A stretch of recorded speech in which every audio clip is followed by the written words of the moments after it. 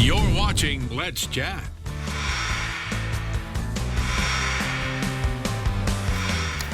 Starting back in 2011, our next guest took on not just a few lawmakers, but the entire state legislature for the right to distill whiskey here in Chattanooga for the first time in more than 100 years. And boy, since that point, they have come a long way. Chattanooga Whiskey founder Tim Piersant joining us. Tim, good morning.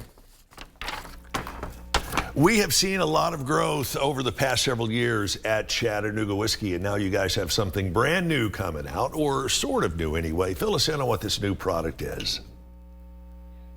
The second release within our barrel finishing series that we launched back in last year. So that would have been spring of last year with the introduction of a barrel finishing called Tawny Port. And then this year, we are releasing, again, our second barrel finishing series, and this one is in Islay Scotch casks. We're super excited about it. How is this going to be different from the original product that you guys launched back years ago?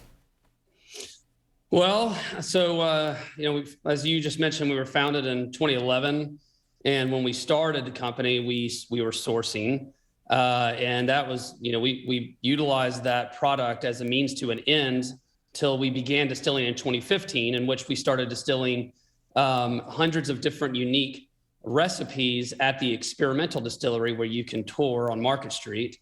And that really served as an R&D lab for when we built our Riverfront headquarters down on Riverfront Parkway, which is where we scaled up recipes from experimental. And when we scaled up in 2017, we chose Chattanooga Whiskey 91 as our flagship to replace what was originally sourced. And that is called Tennessee High Malt. And everything we do is under the Tennessee High Malt designation, which was the purpose of the experimental distillery, is creating our own unique style of bourbon. And so this release is, again, within the Tennessee High Malt bourbon style, as is everything that we do. But again, they're all, there's lots of different recipes that we use. And with this particular recipe, we utilize a variety of malted grains, including smoked malted grains and peated in this instance, which favors Islay Scotch. And then for this barrel finishing series, we actually took that peated high malt bourbon recipe that we came up with years back at the experimental distillery, scaled it up to Riverfront, and then we finished that recipe in Islay Scotch casks. So actually barrels that came over from Islay, Scotland. When you say the term high malt whiskey, what should people look for when they're looking for a good high malt whiskey as far as the taste is concerned?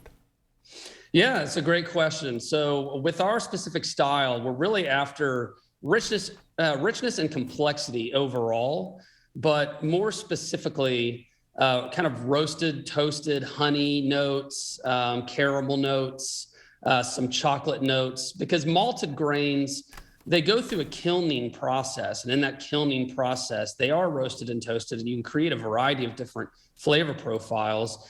But it is a darker, richer grain after it goes through the specialty malting process, and that is what we are so proud of with our flavor profile across all of our Tennessee high malt recipes, including Chattanooga Whiskey 91 and 111, our flagships. Now, you say the newest offering that you have is dried and then smoked with peat moss, which is native to that particular island. How does that translate from the peat moss, the smoking process, into the bottle? Does that add a lot of extra time, a lot of extra work? I know it adds a lot of extra flavor.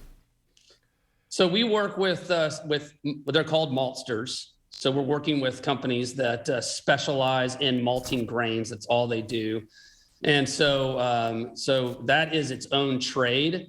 And so we have a variety of different grain suppliers. 100% of our corn comes from Tennessee, which is a fun fact. But our maltsters are all over the world. They're the ones that are doing the smoking. So when we get the malt, we have a mill at the Riverfront Distillery where we will grind up all of the grain into a flour. So then we feed it into the cooker, and then to the fermenting process, and then distilling and barreling and bottling. So it doesn't add any more time on our end, other than, of course, the recipe development, which we do all in-house. Recipe development is significant for sure, but the barrel finishing and finding the right barrels is critically important. As far as the malt within the recipe itself, it is smokier, but it is still a bourbon. So it drinks like a bourbon, which is what we're after. But it does add this really nice hint of smoke, which adds, a layer of complexity and kind of bridges a gap. Go ahead. Tim, we got to leave it there. We will pick up this conversation here over the coming days. Good to see you. Best of luck with the new product. Find out more. Check them out. There's 2 locations, ChattanoogaWhiskey.com, ChattanoogaWhiskey.com.